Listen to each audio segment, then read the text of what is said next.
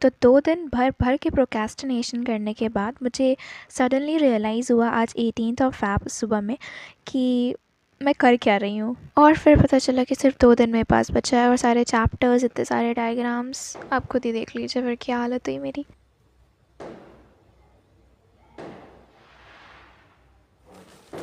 तो hello my sugars, welcome back to my channel. I am a CBSE 10th grader और मैं आपके सारे प्रॉब्लम्स से रिलेट कर सकती हूँ, जैसे कि एग्ज़ाम प्रेशर में बाल झड़ना, पिंपल्स निकलना। ओके नेवर माइंड, इतना भी सच्चाई नहीं बोलनी थी। तो सुबह के टाइम में जब मुझे रियलाइज़ हुआ कि I am just wasting all my time और मेरे पास टाइम बिल्कुल नहीं बचा है, तो बस I just ran towards the bathroom, take a shower and then after that मैं वापस से आ गई और पूरा जो अभी तक मैंने सैम्पल पेपर खोला नहीं था उसको उस अनबॉक्सिंग की and then I saw that ये चीज़ें भी हैं, इनको भी करना पड़ेगा। आई मीन लिटरली मेरा दिमाग ख़राब हो चुका था। मैंने खोला, देखा, पहला तो जो CBSE वाला सैम्पल पेपर था, आई थिंक वो इजी था, क्वाइट इजी था, तो उससे तो मोटिवेशन मिला कि अरे वाह कि इस लेवल का क्वेश्चन पेपर आ जाए तो क्या ही बात है। बट एनीवेज़ मैंने थोड़ा माइंड मैप्स वगैरह चेक किया, आई मीन रिविज़न के पर्पज़ से, तो देखा कि या इट वाज क्वाइट वेल। तो फिर उसके बाद फटाफट से मैंने सैम्पल पेपर खोल लिया। आई मीन जो सैम्पल पेपर मैंने CBSE से सॉल्व किया था उसको मैच किया and then sample paper first second solve करके अब मैं इसमें थर्ड वाला करने जा रही हूँ। आई मीन मुझे लग गए थे 4 घंटे ऑलमोस्ट लग गए थे, बिकॉज़ मैं पूरा आंसर नहीं लिख रही थी, शॉर्ट में लिख रही थी, because I was just checking कि मुझे लेवल आ रहा है क्वेश्चन का, हार्ड लग रहा है, इजी लग रहा है, वो सब बस चेक करना था मुझे। बैकग्राउंड वगैरह को थोड़ा इग्नोर करिएगा, बिकॉज़ मैंने बहुत दिल पे पत्थर रख के शूटिंग स्टार्ट की थी and I really didn't want कि मेरा एक सेकेंड भी वेस्ट हो कि बैकग्राउंड सेटअप करना है, ये करना है, वो करना है। इवन वीडियोज़ भी मैं उतने ज़्यादा अच्छे से शूट नहीं कर पाई हूँ, but I think you guys will manage anyways.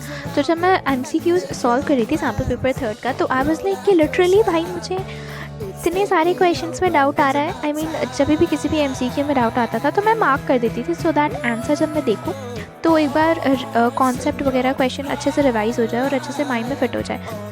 So I was so surprised and demotivated as well, because exam के एक दिन पहले आपको पता चला कि इतने सारे क्वेश्चंस हैं जो आपको न्यू लग रहे हैं, डिफ़िकल्ट लग रहे हैं, तो फिर क्या ही हो सकता है। फिर मतलब मेरा दिमाग एकदम आउट हो चुका था। एंड देन आई फाउंड कि it is not my mistake. I think कहीं कहीं मेरी मिस्टेक थी, बट कहीं कहीं आंसर और क्वेश्चन की भी मिस्टेक थे, बिकॉज मैच जब मैं कर रही थी तो मैंने देखा कि कुछ आंसर्स मेरे अकॉर्डिंग रॉन्ग दिए थे। दैट्स वाई मैं सैम्पल पेपर को साइड रख करके फटाफट से आगे बायोलॉजी पर अपने कॉन्सेप्ट्स को रिवाइज़ करने। सबसे पहले मैंने कंट्रोल एंड कोऑर्डिनेशन से स्टार्ट किया था, बिकॉज मैंने ये वाला चैप्टर स्किप कर दिया था प्री बोर्ड्स के टाइम पर। दैट्स वाई पहले मैंने उसे रिवाइज़ किया एंड देन मैं रिप्रोडक्शन वाले चैप्टर पे चली गई। नाउ भी मैराथॉन्स वगैरह भी चल रहे थे, but what I think is that जब मेरा कोई एक पर्टिकुलर चैप्टर कंप्लीट है तो जब मैं लाइव मैराथन लेक्चर वगैरह देखूंगी तो it will take time, and I guess मेरे पास उतना टाइम था नहीं। मुझे तो ही भी दिन तो रियलाइज़ हुआ ये कि एग्ज़ाम्स आ रहे हैं। दैट्स वाई मैंने केमिस्ट्री का लेक्चर देख रखा था, बाकी इंपॉर्टेंट क्वेश्चंस वगैरह अभी पेंडिंग बचा था तो उसका भी लेक्चर देखना था, कंप्लीट करना था, बिकॉज मुझे केमिस्ट्री में रिएक्शंस में प्रॉब्लम आ रही है और फिज़िक्स में न्यूमेरिकल्स में प्रॉब्लम आ रही है और बायोलॉजी में डायग्राम्स में। सो आई थिंक बायोलॉजी का डायग्राम वगैरह पहले मैं प्रैक्टिस करूँगी एंड देन उसके डायग्राम बेस्ड क्वेश्चन भी प्रैक्टिस करूँगी। I think should also focus on these things. Reactions आप लिख करके प्रैक्टिस कर सकते हैं, न्यूमेरिकल्स आप जितना हो सके उतने क्वेश्चन प्रैक्टिस करके कर सकते हैं, क्वेश्चन बैंक से सॉल्व्ड क्वेश्चंस से देख करके। एंड डायग्राम्स के लिए आप प्रशांत भैया का लेक्चर प्रेफर कर सकते हैं, जो कि 1 घंटे का है, ऐसा मोस्ट इंपॉर्टेंट डायग्राम्स करके है। तो बायोलॉजी के कुछ चैप्टर्स रिवाइज करने के बाद मैं वापस से आ गई सैम्पल पेपर सॉल्व करने, and this time I think मेरा दिमाग थोड़ा काम कर रहा था तो मैं आंसर्स लिख पा रही थी।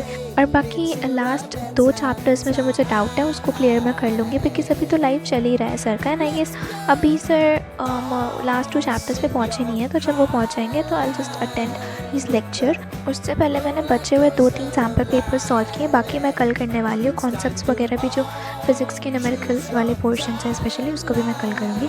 And when I came to attend the live I saw that Samriddhi ma'am is taking the class again, like this time वो क्लास 10th पेपर आउट वाले चैनल पर नहीं, अलग पांडे सर के चैनल पर। As you can see here it's written अलग Pandey class 10th। देखते हैं एग्जाम में क्या होता है, मैं तो बहुत ज़्यादा नर्वस हूँ। So with this you have reached the end of this video. Make sure to subscribe the channel to for more updates. Just don't forget to love yourselves because I love you guys so much.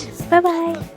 Scrape your knees and it's nothing to sneeze at.